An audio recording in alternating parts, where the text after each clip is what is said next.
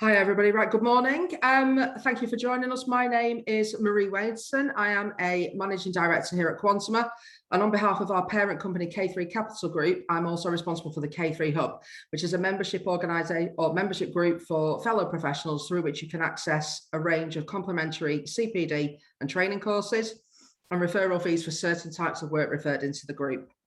K3 Hub was established in February this year, and our membership already stands at just over 1,700 like-minded professionals. Today, I am very pleased to be able to welcome our speakers, Holly Bedford and Daniel Sladen, who I actually had the pleasure of meeting for the very first time in person earlier this week. Holly and Daniel are both managing directors at fellow K3 Capital Group member K3 Tax Advisory, which was established earlier this year.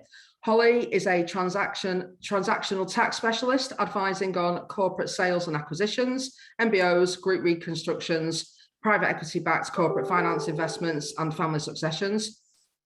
She also specialises in advising on share incentive schemes and employee share-related tax issues. Daniel is a corporate and business tax specialist who advises on financial structuring, international tax, and complex transactions. He also advises business owners and private equity managers on their personal tax position in relation to restructuring assets, extracting funds, and succession planning. Today's session will be a story of two halves, covering two topics in each half. A little bit of housekeeping here. So the Q&A functionality is switched on, and it's our intention to have a Q&A after each part and keep those Q&As sort of discreet to each of the two sort of halves that we're covering. We've already had some questions in, which I will cover off with our speakers, so thanks in advance for those. But in the meantime, please feel free to submit your questions as we go along. As usual, if I don't manage to get through all of the questions that we receive, then I will pass them on to Holly and Daniel following this event, and they'll come back to you in due course with a sort of a detailed response for you. Right, Holly and Daniel, part one, over to you. Okay, thanks, Marie, and good morning, everyone, and thanks for taking the time to join us today. So, as Marie said, today we're talking about tax planning for a successful business sale. We thought that would be a more positive spin than what can go wrong when selling a business, but really the message is similar. There's a lot of tax factors to consider, and the tax consequences of different parts of a deal are often nothing like common sense. So, with some planning, there can often be a much better tax outcome without changing the overall economics of a deal. We're going to talk through some common issues and some of the tricks to manage potential problems. And really, when I say we, I'll be asking a lot of questions, and Holly will be talking about experience from deals that she's worked on. So Marie mentioned that we're running this in two halves. So the first half of the session will broadly cover planning that's best thought about as far as possible before a deal is in progress. We've got two topics to focus on here, which are extracting assets from a company because they aren't included in a sale, and then making sure that the proceeds of a sale go to the right people.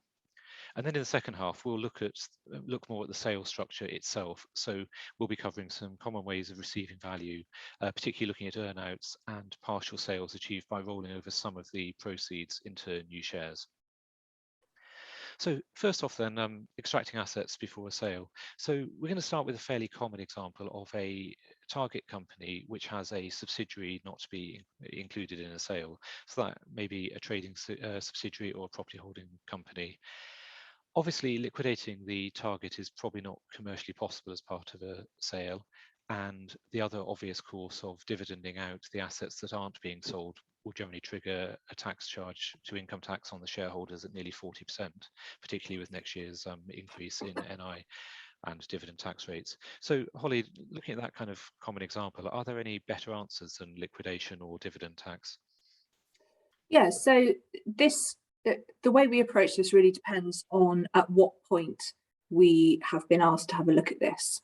If it's, heads have already been signed, people are about to start moving stuff around, then we go down one route. If we've had a fair amount of warning that they're thinking about a sale, but they've got stuff mixed up together that they don't want to sell together, then we can do other things. So we'll start with that because that's the kind of nicer scenario, which is we can do a demerger. So if we could have we have a slide that gives a little picture on this. So on the left-hand side there, we've got the current position. In this particular example, we've got the shareholders with a company they don't want to sell and target underneath it. It could be a whole different range of pictures on the left-hand side. We could have a single company with a property investment portfolio in it. We could have a number of companies involved. It doesn't really matter. It's just the idea that we've got something combined. We don't want to sell all of it. Obviously, if we just sold Target as it is in that structure, great, we've got substantial shareholdings exemption, but the cash hasn't made it to the vendors. And in most of our scenarios, the vendors want the cash. So we want to do something. So if we've got enough time, we can do a demerger. We usually do what's called a capital reduction demerger these days. And the end position is there on the right-hand side, where the vendor group would end up holding two separate corporate groups, Target on one side and the other stuff they don't want to sell on the other side. And just because the way demergers work, we usually end up with a few newcos in the structure as well. So we do that, and then they can sell Newco 1 holding Target without impacting the rest of the group and receive the cash in their own hands. So that's the demerger. So it sounds fairly magic. And just to be clear then, are we talking any tax friction at all from undertaking that, you know, stamp duty, VAT, CGT, or is it a completely clear process? If we're mirroring the shareholding, so in that case where we had the two vendor, you know, the vendor group being mirrored on both sides, we can do it completely tax-free. So we can achieve it without stamp duty. If we do it right and we're moving buildings around, we can do it with no SDLT, no VAT, no corporation tax, no capital gains tax. So it is pretty magic. And another lovely little trick is that, again, if we structure it right and we're moving particularly real estate around, we can get a capital gains tax uplift in the base cost of the assets, tax-free. That would be in the company that ends up holding them has what uplift to market value. Yeah. Yeah. Okay. No, that's a sort of yeah, generally a great solution. And obviously with quite a lot of the reliefs that are building blocks for this, you've often got things like, you know, trading tests or pre-existing company group requirements. Are there any requirements like that at all here? Not with the capital reduction demerger. So there's a much simpler kind of demerger called a statutory demerger or an exempt distribution. But you have to have everybody trading in those scenarios, you know, retained and demerged, and also that you really can't be doing those if you're thinking about a sale anytime soon. You know, if you're thinking about a sale at all, an exempt distribution isn't for you. So with the capital reduction demerger, we don't have that sort of statutory limitation, and we can use it, can involve non-trading and trading activities. The only sort of restriction is that whatever you demerge has to be a business. That doesn't need to be a trade, but it does need to be a business. So it couldn't just be a passive holding of cash, for example. Right, and presumably if that would mean what a holding of real estate would need to be real estate that was a letting business rather than an unoccupied property, would you say? Oof.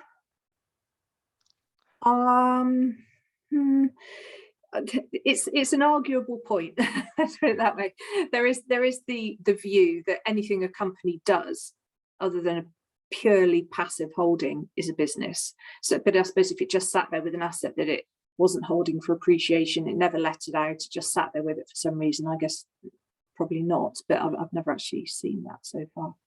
No, I suppose preparatory letting or something, preparing for a letting business would probably do the job, wouldn't it? So obviously this year is a pretty magic solution. You mentioned that there's a cutoff where this ceases to be a good idea. Can you say a bit more about, you know, when this is possible and when it might not be possible? So this is all about the fact that we are using reconstruction reliefs that all have an anti-avoidance angle to them, which is why we go for advanced clearance to the revenue and explain exactly what we're doing and why, so that we can make sure those anti-avoidance rules don't kick in. And you know, you've got to have a reason for doing this other than, oh, our shareholders would quite like to get the cash in their own hands and get entrepreneurs relief, please, and then revenue. So if you do it immediately pre-sale, where it's purely for that reason, then I think you're going to run into problems with the clearances. But so, there are situations where I have seen a demerger done just pre-transaction, but where the purpose of doing the demerger is not so the shareholders can get cash in their own hands. It's for something different. For example, I'm looking at one where they're demerging out part of the group so that they can get new funding into it through EIS or VCT. Okay, And so not really a hard and fast rule as such, no, but really a clear sort of, commercial story to explain why you're doing what you're doing. And yeah, it sounds from what you're saying that HMRC generally look at this fairly sympathetically rather than hostilely. Is that a fair in my description? view, yeah, in my experience, yeah, I very rarely get a challenge on a demerger clearance. Get far more challenges on sort of company on tops, bizarrely, even where it's fairly vanilla, they seem to get much more upset about that than they do a demerger. And I've had a lot of clearances where I have said they are thinking about selling some of this at some point, so it's not a taboo, they will still give you clearance. Okay, so you don't have to pretend you've never thought about selling Honest. It's just something that might come along shortly. Okay, no, that's great. And so obviously, yeah, that's a great solution, but there will be some cases where it's too late or it's not appropriate. I guess having assigned heads would be a pretty big red flag. So what other options are still available if it's too late to look at a demerger? Okay, so we've got another slide on this one. Okay, so your options are a bit more limited at this point. So in our example here, we've got a vendor selling a company, and this is a very common scenario. There's a building sat in the company that the purchaser doesn't want, or if it buys it, it's not going to give the vendor proper value for it. So you could say, okay, well, should we distribute the property out to the vendor? But obviously that's very expensive from a tax point of view, because they'll be paying dividend tax on the value of it. So what we tend to do in this scenario is we sell, target holding the asset that's not required, but we have the vendor effectively buy it back out of their capital gains tax proceeds. That's effectively the mechanic we generally use, is that part of the vendor's sale proceeds as set out in the sale and purchase agreement are expressed as being the transfer of that asset. So let's say the SPA said, the trading company's worth 10 million, the building's worth 1 million, the headline consideration for selling target is going to be 11 million. 1 million of those proceeds to the vendor are satisfied by the transfer back of the building. Right. So yeah, okay, you've got a dividend in specie up of the building to the new co, followed by a transfer out as effectively a purchase, satisfaction of purchase proceeds. So you've got some tax in there, haven't you? So presumably if the building's standing at a gain inside the group, then there is going to be a capital gain up to market value, which presumably would be adjusted through completion accounts so that the seller is paying that, not the buyer, I guess. And I guess stamp duty as well, or STLT as well, presumably on the building value, because it is effectively a purchase for value, isn't it? For the vendor, yeah. For the vendor, yeah. Yeah. So they'll be buying, and paying SDLT. There's a little bit of a stamp duty cost because the headline consideration that the purchaser is paying is slightly higher by the value of the building. So usually the vendor has to compensate the purchaser for that, again, through an adjustment in the completion accounts or something. But effectively what this does is it gets the building into the vendor's hands at current market value at a 10-20% tax rate, which is not a bad solution, really. And fundamentally, although the tax has been paid, there is now value outside the company, and there's a base cost uplift again, isn't there? So I can see, compared to any other option, that's still a big step forward. So okay, so in summary, really early on we can achieve everything with no tax cost at all, subject only to the fact that the value of the remaining group is still held within a corporate environment, or the other side of company veil. Later on, it's still possible with certain assets to get them out, but as well as triggering capital gains tax on the value, there's some stamp duty and SCLT friction potentially. There is, and I mean, that picture I had there was where they're trying to get a building out. It could be that we've got a subsidiary in the group that they don't want, but we use a similar process to bring out the subsidiary. it can get more complicated. You know, this, if you've got toxic subsidiaries or toxic companies in the group and you're trying to do a sale but without making it a trade and asset sale, we can do a kind of similar process, but there's quite a lot you can do. It's hard, we won't go into all of that now because it does get, for a start, I haven't got a slide on it, so I don't want to try and describe it just in words, but that kind of idea that you can sell everything, buy something back, can be used in quite a few different ways to solve a range of problems on a deal. Okay, and would you say in general that a reasonably sophisticated buyer would be on board with this, provided that any frictional costs at all are met by the vendor? Yes, reasonably sophisticated, yes. I have run into a little bit of resistance sometimes where maybe the lawyers aren't that sophisticated. They're a bit like, what on earth is going on here? So it might take a little bit of hand holding to get them through it, and making it clear that there are provisions in the SPA that protect the buyer from any costs that are arising from it. But we've never got to the point where it's been a no. You know, it's always just been a little bit of work to persuade them that it's okay. Cool. And the other thing to say is if it's a transaction where there's any kind of rollover element, so we are going to the Inland Revenue for a clearance on the rollover element, we always tell them that we're doing this as well, and that they've never had a problem with it. Okay. All right, well, some good ideas in there. I think probably we need to move on to our next topic. So that's where we are with asset extraction and demergers particularly. Just moving on to a slightly related issue in the sense that it needs to be thought about as far in advance as possible. We wanted to talk about allocating proceeds. Now, this is something that generally happens in a sense because of something that has gone wrong.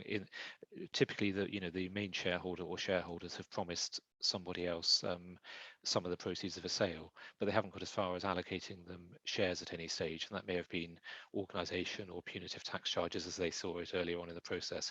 And it may simply be that they would like the management to have some of the proceeds and they have no shares at all, or perhaps they had promised a kind of priority share of the proceeds, but it doesn't correlate between the share interest they've got or any of the other agreements. So can you just talk us through the kind of problems that it would create if you just allocated, the proceeds unequally, so one person got twice as much per share as the other, and what you might do to solve it? Yeah, so employment-related securities, I'm sure everybody on this call has heard of those. Very nasty piece of anti-avoidance legislation that's incredibly widely drafted. And one of the sections of that legislation talks about selling a share for more than its market value. And if you sell a share for more than its market value, you've got an employment income tax charge on the excess. So what the revenue say is pretty much, if everyone's got the same share class, everyone's got to get the same share price. You can't sort of say, oh, but they've worked awfully hard, so they ought to get a bit more. That doesn't work. That's employment income. If you have got different share classes, let's say it's a private equity deal where there's all sorts of waterfalls involved, then yes, people will have different entitlements to share proceeds, but the proceeds they get need to match the rights that they've got in the Articles of Association. And just to say, there was an important case, oh God, years ago now, maybe 10 years ago, Gray's Timber, which said it's the articles that matter. In that case, there was an agreement, and I think it's the shareholders agreement, the side agreement, that the managing director would get more per share than the others. And they said, no, that's employment income, it has to be under the articles. And also we have to also, just another layer on that, it's rights that attach to the shares that give that share a greater capital entitlement. It can't be a right that attaches to the shareholder, because if you sold that share to somebody else, well, they're only entitled to the basic capital rights on that share, not whatever it said that Joe's entitled to in the articles. So it can be a little bit complicated, but pretty much any time where you've got people that are trying to put different amounts on shares, you've got to look really hard at it, because that, like I say, is the employment income charge that, and it's a PAYE. Yeah. PAYE event, because there's cash involved. So the company's got NIC, and the company's got the obligations to deduct the PAYE. That's quite an important point as well. You can't just kind of go, oh, let's wait and see if anyone picks this up, because it's a PAYE obligation to the company to make that assessment at the time that happens. So that's the scenario where people are getting different you're trying to give somebody a bit more for their shares than somebody else. If you've got employees that just don't have shares, well, that's employment income. You're going to be, it's effectively an employment bonus. Yeah. Did you ask me to talk about solutions, or was it just the problems? Well, I don't know really. I mean, I guess I'm assuming we have a solution orientated audience rather than just a problem orientated. So, yeah, I mean, what is the key fix for this? Is there a way to make the problem go away, or is it just a case of making it a little bit better? Well, with the unequal share proceeds, that's tricky. And often it's just explaining to people that they really shouldn't do that because it's got some really horrible consequences, and just making them aware that where they're going is a very expensive place to go. If you've got people that don't have shares or don't have enough shares, again, this is a timing thing. If we get in time, we can put in a shares, either give them shares or put in a share option scheme if we've got enough time, that put shares into their hands. And okay, the shares are going to be fairly valuable because we're looking at a transaction. But if we've got a way to go to the transaction, if we're pre-heads, there's still a lot of uncertainty there. And we can agree a discount to full value with the revenue if there's an EMI, or just put it in a valuation report if it's not an EMI, maybe 30%, maybe a bit more if we're a long way away from a deal. So at least if the employee sells for, say, £100, £30 of it will be capital gains tax, £70 will be income tax, but it's better than £100 being income tax. So we have some ability to deliver a bit of value to non-shareholders, or to people that maybe we want to give them some more shares to bump up their share of the proceeds. But it does depend on timing and circumstance. So that's kind of what we can do. And the quicker you do it, as soon as the problem is identified, if you get on it quickly, then the more upside you can deliver to employees. So it really is that it's not kind of the character of a demerger as a totally different thing as a solution. It really is just a numbers game, and with every day that goes past, the numbers get worse. Yeah. And there's one other little nice thing about shares, as opposed to just giving the employees a load of cash on the exit because you never got round to giving them the shares, and so you've got to give them a cash bonus, is that the revenue, if they see it, they're not going to like you getting a corporation tax deduction for an exit bonus for employees because it's linked to a capital event.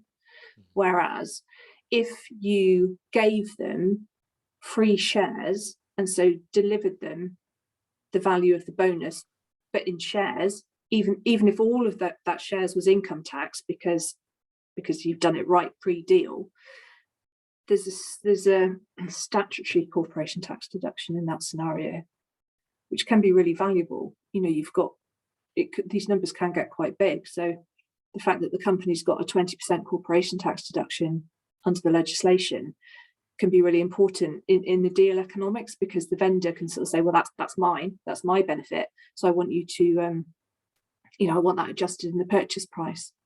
So you've literally got a situation where a piece of anti-avoidance legislation is explicitly allowing you to obtain a deduction that, on sort of common law principles for paying it, well, you know what I mean, common tax principles wouldn't be allowed for paying a bonus, and there's no real downside in that other than maybe a little bit of stamp duty on the shares at some stage.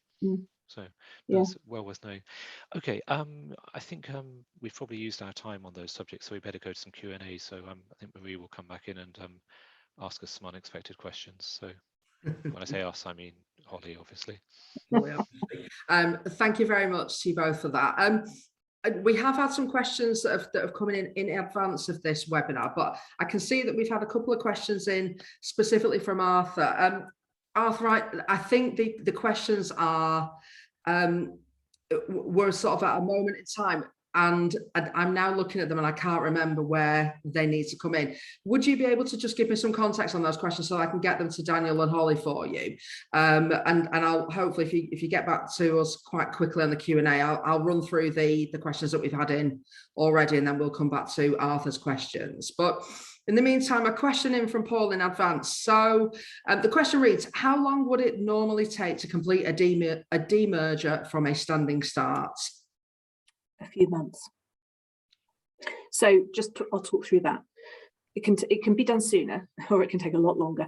So we have to design it. So there's a little bit of design time. And then revenue clearance 30 days minimum. You know, they are going to the 30 days now. If they ask questions, 30 days starts again. And like I say, I think I've only had one case where they've actually come back and asked questions on the demerger. So let's say 30 days. Now, if you're really confident you're going to get your clearance, you can have your lawyers preparing all of the documents ready. So as soon as that clearance comes in, bang, you sign it. So you could do it, say, in 6 weeks. More often than not, you either don't have compliant lawyers or people want to wait to make sure they've got the clearance before the lawyers start work, and they might take 4 weeks minimum. So you're kind of looking at those time frames. If you're moving property around and so you've got to get, and there's debt on it, and you've got to get bank agreement, maybe you've got cross guarantees, God knows what, that makes it much longer because you've got to liaise, the lawyers have to liaise with the bank. Thanks, Holly. Moving on to the next question then. So Simon has asked, how soon after a demerger would it be okay to start marketing one of the demerged businesses for sale? No hard and fast answer to that, and it depends what you said in the clearance. Okay. So if you've disclosed the revenue that you are thinking of doing this, and they've given you clearance, crack on. But if you haven't said anything to the revenue, then not great. So literally next day, if you've told them all that. Okay. If you've told them, yeah. Okay, good. Another question that we received in advance from Gemma. In order to get the right proceeds to people, wouldn't it be easier for the main shareholders to just pay CGT on all the proceeds and then make some gifts to the other shareholders? Easy, but really expensive, yeah. Because the revenue just won't have it. They'll say, no, that's employment income for the people that have been given the money. You know, however it's got to them, it's employment income, and they're going to make the company apply PAYE. So it's even worse than an exit bonus because the vendor has paid 10% tax on it, and then the employees are going to get done for employment income tax on it. And I suppose you've also got potential IHT as well. So yeah, and we do see a lot of people thinking that that is a solution. So best to catch it early if that's what they're thinking of doing. Okay, great, thank you.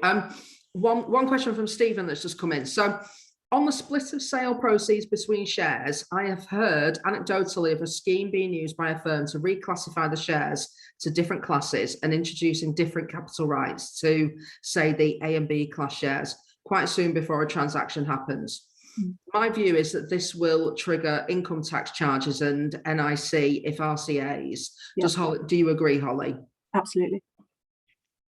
Yeah, because you've done something to an employee's shares to increase their value. You're banging into employment-related securities there, as far as I can see. Okay, great, thank you. Right, I think I haven't heard back from Arthur, so I think we're ready to move on to the next session then. Great. Okay. So thanks for that, Marie. So let's move on to the next part, which is about how we sort of actually structure the deal and the sale of the shares rather than things to prepare for it. So this can obviously be a combination of things driven by what the vendor might want or the conditions that the buyer wants. For example, the first thing we're going to talk about is an earnout in order to incentivize ongoing management and so forth. So we do often see these deals structured with a fairly large earnout element to the sales consideration, and sellers are often surprised that they aren't taxed just on a cash basis. Your earnout pays out a bit each year, you pay tax when they arise, because after all, that does seem like quite a common sense kind of way of looking at things. So given that we know that's not the case, can you just talk through how this kind of arrangement would be taxed? Yeah, so let's say, right, so an earnout is where the purchaser says, okay, I'm going to pay you this much upfront in cash, that's your upfront cash consideration or shares or whatever, and then you're going to get more over time, let's say over 3 years, but I'm not going to tell you what, we're not going to fix the amount now, so it's not just delayed consideration. The earnout means that the amount you get in future is going to be a formula based on certain parameters, and it's usually, is EBITDA going to be above a certain hurdle going forward? So if you hit this hurdle, you're going to get this much. Maybe if you hit a higher hurdle, you'll get more, but it's uncertain, and that's the point of an earnout. At the point of the deal, you will not know what that consideration is going to be. So I think the grand term is unascertainable deferred consideration. Yeah. So there's tax cases and all of this, and what you have to do is you, at the point of the deal, you look forward and you make an estimate of what you think you might get under that earnout, so that you value that future potential right to proceeds. So you're going to have discounts for uncertainty, time, all that stuff. And it's so subjective, and it depends very much on how hard the targets are. Do your shareholders think they can meet them? So long as a piece of string, but basically you have to come up with a number at deal date that goes on your tax return for the year of the deal, and you pay capital gains tax on it as if it was cash consideration that was paid to you on the transaction. That's a big surprise to a lot of people. Then as you go forward, let's say things don't go as well as you thought they might, and your actual earnout is lower than you estimated, you can go back and adjust so that you don't lose out. You go back and adjust the original calculation and reduce it down to what you actually got. If, on the other hand, you do better than you estimated in future, in the year in which you get the earnout, you have to report the excess over what you estimated back at deal date. And the way the legislation works is that even if you have some badder entrepreneurs relief 1 million capacity left, you cannot use it on that uplift to the earnout. That extra amount that's taxed in future because you underestimated at the start will be at full capital gains tax rates. You cannot claim the 10% against that. And presumably, if capital gains tax rates have gone up in the meantime, which is a constant subject of conversation at the moment, that would also be applying, because you are subject to tax in the future year, not an adjustment of your previous tax return. Yeah, exactly. Yeah. So it is asymmetric then, just to be clear. If you have an under, you're going back and adjusting a tax computation previously rather than creating a loss for that under consideration. But if it's some higher, I think it might, the actual technical position might be it's a loss you can carry back, but I see. Effectively it adjusts the original computation. But you're not getting left with a stranded loss. No. So, which is obviously the biggest concern if you declare a higher value. And obviously you've got your excuses in earlier about, the subjectivity of the valuation, but in practice, I mean, it does sound like you could pretty much pick a number. Would you have to have regard to things like, say, the business plans that are being involved when marketing the business and so on? Would there need to be some kind of, consistency with that? Or is it just, a plausible projection with a discount for probability of failure? So in my experience, and if anyone on this call has had a challenge from the revenue on this, be really interested to hear about it. So if you wouldn't mind getting in touch later. I've never had the revenue actually dispute the valuation we've put on an earnout. So it's good to have support for it, definitely. I'd never say put in a number that's completely unrealistic, but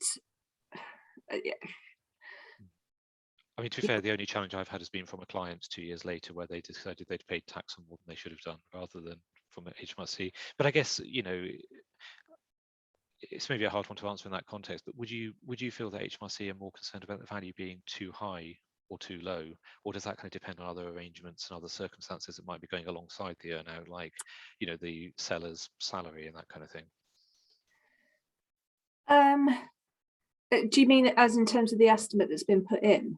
Yeah. So for example, let's say that, I'm selling a business and I've got a 100 grand salary, and then magically I have a really big earnout afterwards and I have a 10 grand salary.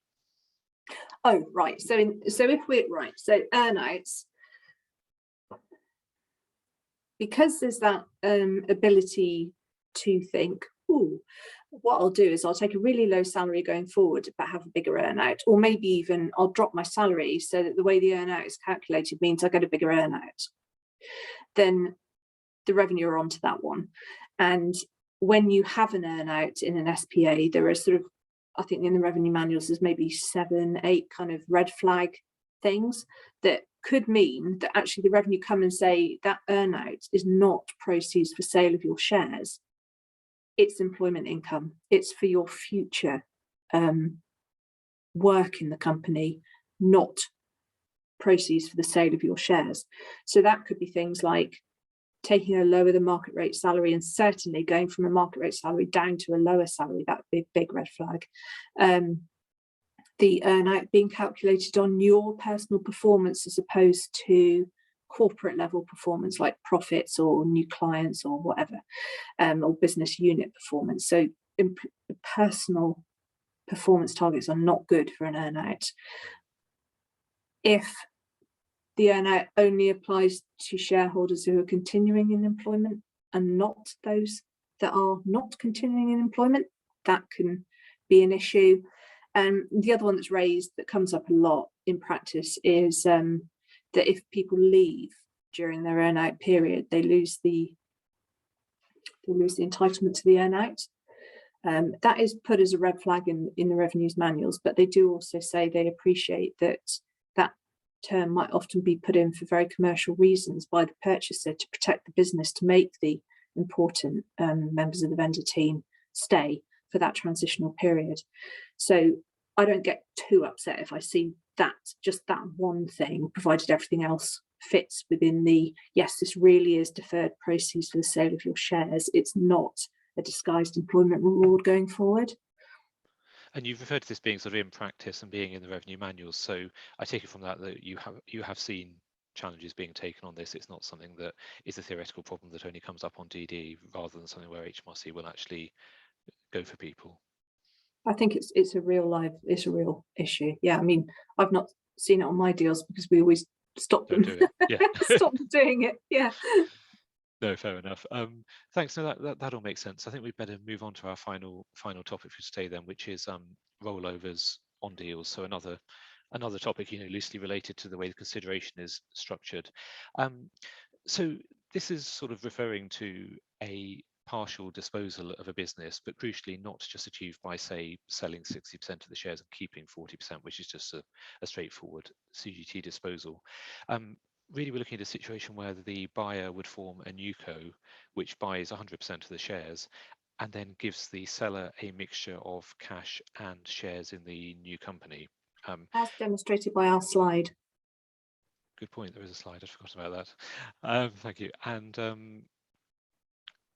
in this structure, naturally the aim would be to pay CGT on the cash proceeds received and benefit from share-to-share exchange treatment on the new shares, so there's no CGT triggered on anything other than the cash.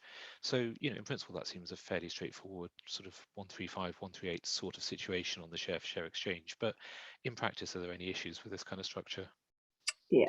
So again, I'm sure everyone on this call has heard of transactions in securities legislation, and that's what would be the main concern with these structures. And again, these structures are almost par for the course. We very rarely see a different structure. So transactions in securities is designed to stop people selling companies to themselves and extracting cash in a capital gains tax form as opposed to as a dividend. So if you think about it, let's say we didn't have purchaser on here or management, vendor would be like, oh, brilliant, yeah, I'm going to sell my target to Newco, going to dividend up all that lovely cash that's in target, and I'm going to pay that out to myself for share sale proceeds, 10%, brilliant, and I still own everything. So that's what this legislation was originally designed to stop people doing. And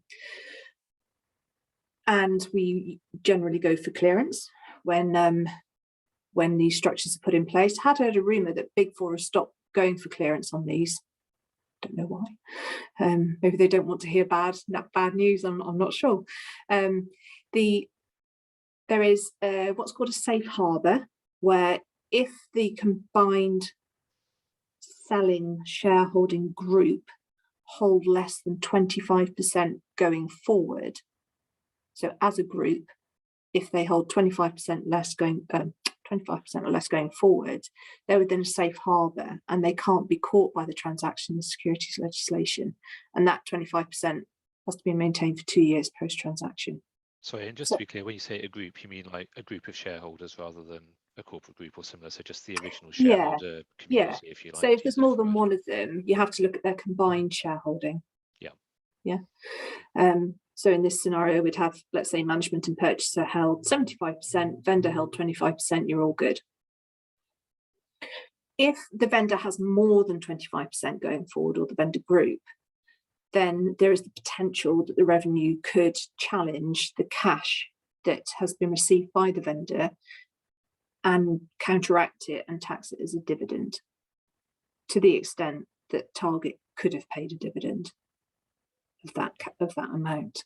So the reserves that are in Target and anything else in Target's group are really important for this legislation, because you could have something that really looks quite hairy, but because there aren't a lot of reserves available, you know, you kind of spell it out to the revenue that there's nothing really to go for here, so move on, nothing to see. Whereas if there's an awful lot of reserves in there, it's much higher risk. But without putting too fine a point on it, I mean, generally the motivation for this structure is partly to enable the cash in Target to be used as part of the sale proceeds, isn't it? So I'm assuming the reserves problem is frequently going to be an issue. Yes, but the NewCo structure, so part of the reason for a NewCo structure is to allow the cash to come out of Target and be used to fund part of the vendor's proceeds, yes. But private equity will generally always use a NewCo structure anyway, even if there's no cash in the Target, because that's how they structure their investments.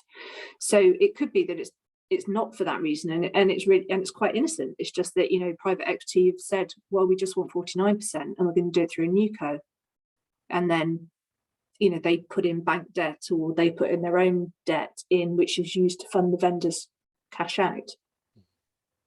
So that's not really what the legislation was originally meant to target, but it can still be caught by it.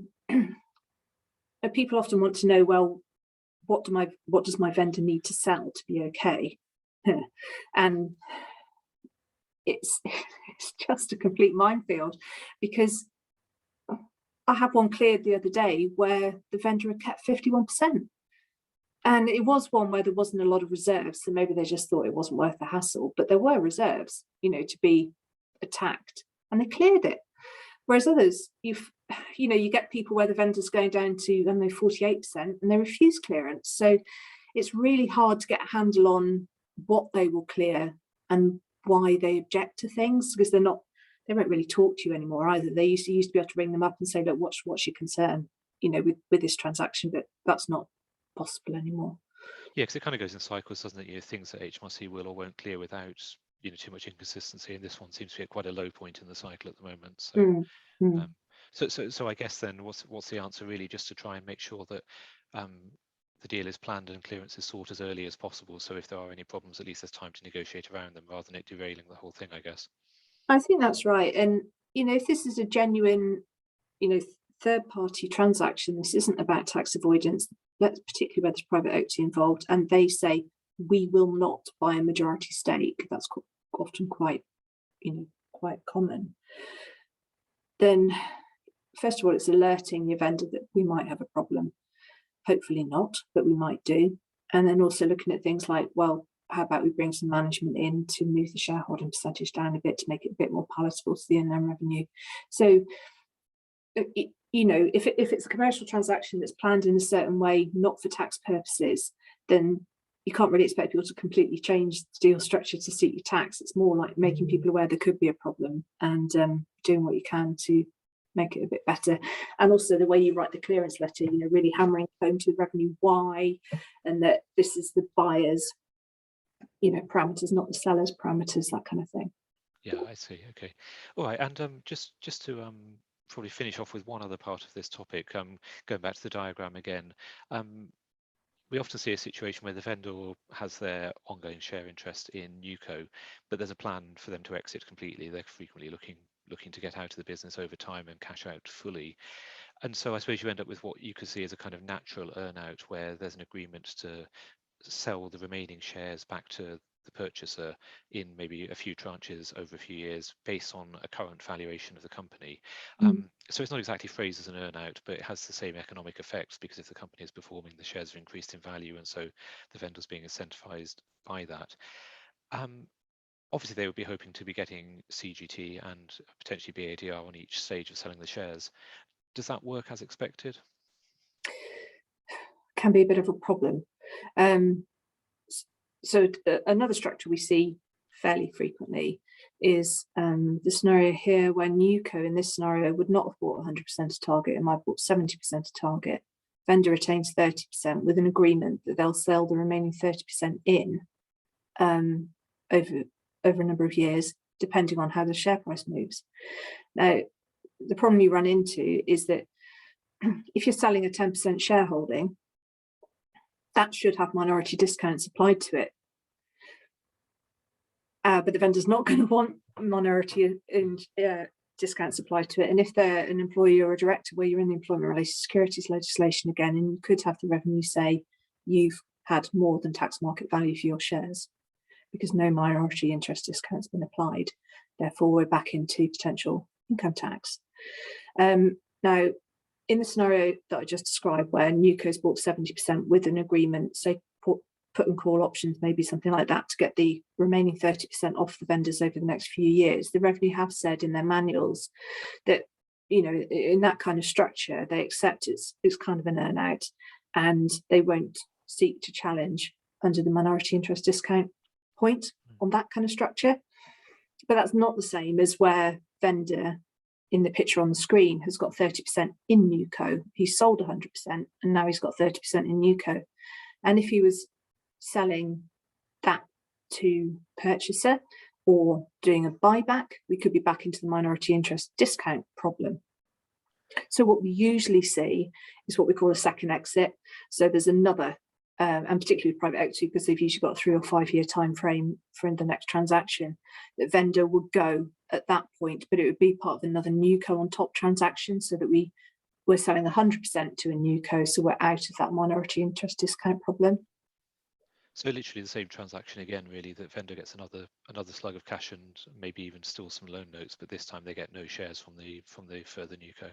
Yeah, I see. So basically this is something where there are accepted ways to plan around it to get exactly the economics we're looking for. But again, if it's done a bit more informally and the agreement is just, well, we'll buy your shares at market value in a few years' time, then you're getting into a world of pain by the sound of it, with a reasonable chunk of income tax and a small amount of capital gains tax being your best case outcome. Is that fair? Yes, and definitely. Often with these things, it's like, people say, would the revenue ever attack it? And you're like, well, maybe, but do you want to take the risk? You know, do you want to? It's a big risk, because once you've done it, there's no undoing it. Do you see what I mean? You know, you might take the view that, oh, it's unlike, I'm a founding shareholder, the revenue are never going to take me on that. It's like, well, okay, but once you've done it, you've done it, and it's a big tax differential. So you do need to be careful around this stuff. Yeah, it's a classic. The problems are too far down the line to do anything about at that stage, aren't they? So yeah. Okay, well, thank you. That's all really clear and makes sense. So I think we're ready to go to some more Q&A now, just to finish off. So welcome back, Marie. Thank you. Right, we have had quite a few questions in. Arthur has come back from, I think we were sort of, we crossed paths as we handed over back to you, Daniel. So I'm going to come back to Arthur shortly, but I'm just going to cover off a couple of questions relating to the session that we just covered. So I've had a question in from Philip, which reads, is there an issue if the shareholder who is partially exiting also remaining as a director or shareholder? We generally have them remain as directors. That's very, very common. And the shareholding point depends on what percentage shareholding they retain, and that's into the transaction in securities. You know, how big is that percentage? Is it below 25%? Is it really high? You know, so the shareholding can be an issue, but on this one, where you've got the NewCo structure, we're not too concerned about people remaining as directors. Okay, thank you. Simon has asked if there will be a recording of this. Simon, we are recording as I speak, and so I think the team in the background running this for us today will have this up on a variety of websites, K3 Hub, Quantuma, and K3 Tax Advisory's website in the coming days. We'll let you know when that's done. A couple of questions that we've had in advance. So one from Alex. Is it worth delaying tax return submission beyond the deadline to see how an earnout is turning out, Holly? Well, this is one of those questions where what everybody does in practice varies from the rule of law, because what you should do is you should value the earn-out right based on the information that's available to you at deal date, because that's the point you got that right to the future earn-out. And so theoretically, whatever happens, you know, in that intervening period before you file your tax return shouldn't really make a difference. In practice, everybody, you know, takes into account what's happened in the intervening period. I wouldn't delay it past its normal filing date, no, because usually you've still had quite a long time from deal date through to your tax filing, you know, your self-assessment filing deadline to have a view on what's going on. Great, thank you. And the final one that I've got for the session that we just covered, it's coming from Jamie. What's your current experience with HMRC's clearances team? Right. Awful. I hope there aren't any. I hope there aren't any inspectors on the call. If there are, guys, come on. It was really great. It worked before it moved, and as I understand it, the team leader changed. They had a lot of new people come in. It changed office, and so I think what we'd all got used to just changed very, very suddenly and quite markedly, and we had got used to maybe we were being a bit lazy and thinking, well, they know what we mean, you know, so we don't have to really spell it out to them what the commercial rationale is here, what the structure is, and it's felt like the people that are looking at the clearance applications don't really understand that the structure you're proposing is perfectly normal and almost, you know, universal in the industry you're working in. And so, you know, you fire in a clearance thinking they'll get it, and you get questions back and realize that they really don't get it, and you need to be much clearer about what's going on and why. We've had rejections on things that before it would just been rubber stamped through. It doesn't come into my world too much, but people on this call might recognise that quite often a shareholder will put a company on top of their existing trading company. We call it a company on top, a simple share for share exchange, no change in ownership, no cash extraction, just to move assets up from the trading company to protect them from any risk in the trade. Might be a property, might be surplus cash, and they've been rejecting clearance on it. You know, there's no mischief, but they and I also feel they get a little bit confused at the moment about, they're almost like they're trying to apply the company purchase of own shares rules to transactions and securities and 135. And we did have a case where we had to really, really spell out to them, you know, you're applying the wrong test. We don't have to meet this test, you know, and hammer it home quite hard that there were commercial reasons, and it didn't matter if they didn't like them, as long as they were commercial reasons and we weren't lying, then they couldn't object to it. And we did get clearance eventually on that one. So yeah, the experience is not good at the moment. Hopefully it's getting better. Fingers crossed. Right, okay, I'm just going to rewind to the first part of the session. So just coming back to those couple of questions where I've got a bit more context now. So Arthur was asking about the sale of a business because the owner was retiring and how that affects his tax situation. That was the first question.